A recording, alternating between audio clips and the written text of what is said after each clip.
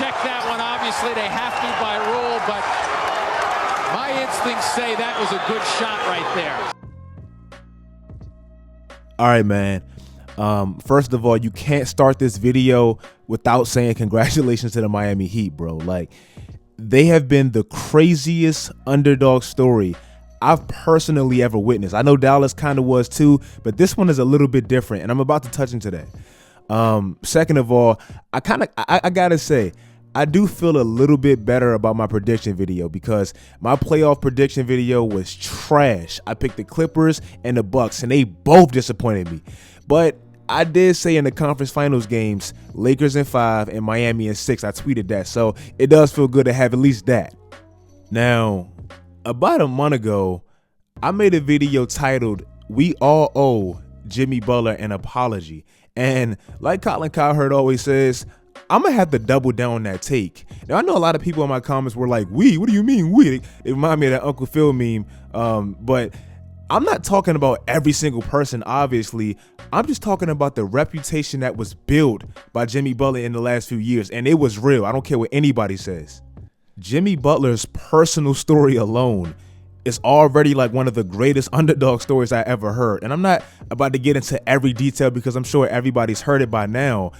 But getting abandoned by your mom, not being a high recruit out of high school, then you go to Marquette, you're not looked at as a scorer or this crazy dual threat. Like, when he got drafted by Chicago, Tibbs even said he got him because he liked him defensively. Then he turns into this massive offensive weapon.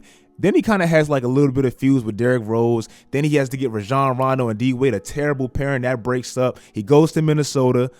Then he goes to Minnesota. He's known as this problem. And when you really look at it, bro, look at, and I said this in my video that, I made, look at the Minnesota Timberwolves after he left and look at Minnesota before he left. I believe they were on the longest active streak without making the playoffs. I got to fact check myself, but I believe it was something crazy like that. He gets them to their first playoff appearance in like probably at least a decade. Then they leave and they get the #1 pick in the draft. Then he goes to Philly. In Philly, he had terrible floor spacing, big personalities, a bad coach, and a losing culture for the last 10 years. And people wonder why he kind of wanted to get out of there. Butler, Miami. You're a fan or not a fan? Jimmy Butler, look, I'm just going to be honest. My opinion, a very selfish move for him to leave a team when you talk about the 76ers who possibly had an ability to go and win, especially in the Eastern Conference. He decided to take his talent down to Miami, right? But to go down to Miami where you're sort of the star, hey, lights, camera, action, I think that's what Jimmy really wanted. Kind of a loser move for me, but hey, best of luck to you, Jimmy. Ball out. For people like Lisa Leslie, do you understand now why he wanted to leave? Like, look at what happened once he left. Ben Simmons showed no improvement. I like Ben, but he didn't. He missed the entire playoffs. Joel Embiid, trade talks. It's just been a train wreck. Brett Brown fire. Like, it's just not a good organization for somebody like Jimmy Butler. So he clearly made the right move. What impresses me so much about this Miami Heat team, bro, like, this entire team has really been underdogs their whole life. Look at someone even like Jay Crowder, right? Jay Crowder had a significant role in Boston. He was a good shooter. He was a good 3-and-D guy and all that stuff. Then he goes to Cleveland where his career basically gets sent to die. Then in the midst of all that, if you play for a LeBron Cleveland team, bro, you were like on a 2-month contract. Like, if you don't perform, he gonna get your ass up out of there. So he gets traded to Utah. Then he goes to Memphis. Then mid-season this year, people gotta understand this. Jay Crowder wasn't on that team at the beginning of the year, bro. He got traded there. Mid-season this year, he goes to Miami and pretty much finds a real role. Then look at somebody like Goran Dragic, bro. I've been tweeting all series. Goran Dragic is one of my favorite players in the entire NBA. Why? Bro, he's such a great teammate and he's so under the radar. People have to understand this. Goran Dragic came off the bench the entire season. Why?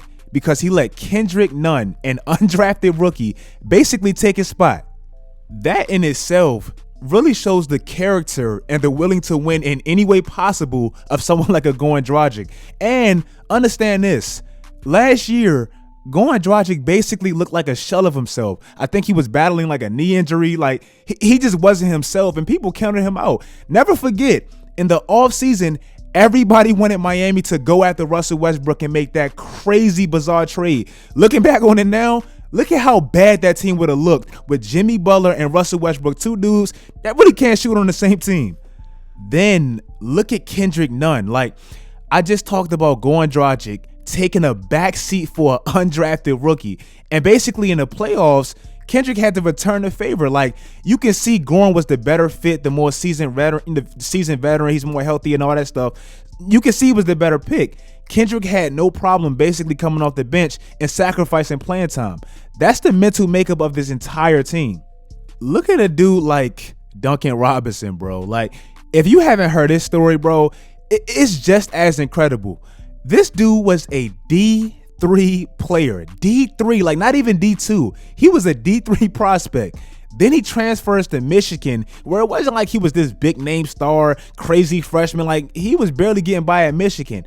Then he goes undrafted, barely makes Miami, and now he's starting in the NBA Finals. Bro, I seen this tweet yesterday on Twitter where this dude was basically inquiring with a dude from The Ringer about a job because he didn't even know if he was going to make the NBA. Now he's starting in the NBA Finals. Duncan Robinson isn't some young ass dude, bro. If you look at his age, he's 26 years old. Like, he's been around.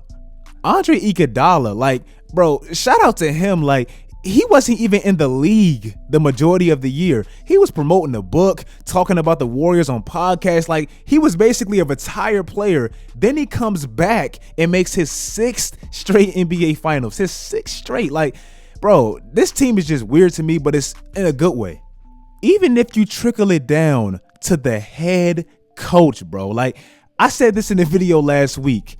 Nobody's ever given Eric Spoelstra, to me, the proper credit until now. Like, everybody always talks about, oh my God, LeBron has never had a great head coach. He's never had all this stuff. But you say that because he's LeBron. Like, it's hard to coach him and get credit. Eric Spoelstra is a 2-time NBA champion and really a 3-time if you account, assistant coach and all that. Nobody's going to give him the credit until now. And that's just how this team is mentally made.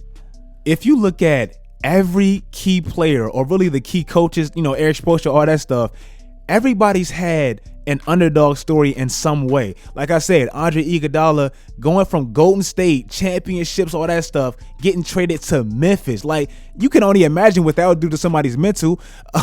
Kendrick Nunn, undrafted. Goran Dragic counted out. You need Russell Westbrook, all this stuff. Jimmy Butler, Lisa Leslie questioning it. Like, Jay Crowder getting traded, bounced around the league. Everybody's had a story, and that's why this team is, exactly how they are. If you guys like this video, man, make sure you guys like this video. Follow my social media sites. Follow my Twitter, my IG. Do all that great stuff, guys. And until next time, as always, I'm going to be covering the finals damn near every game. Stay tuned.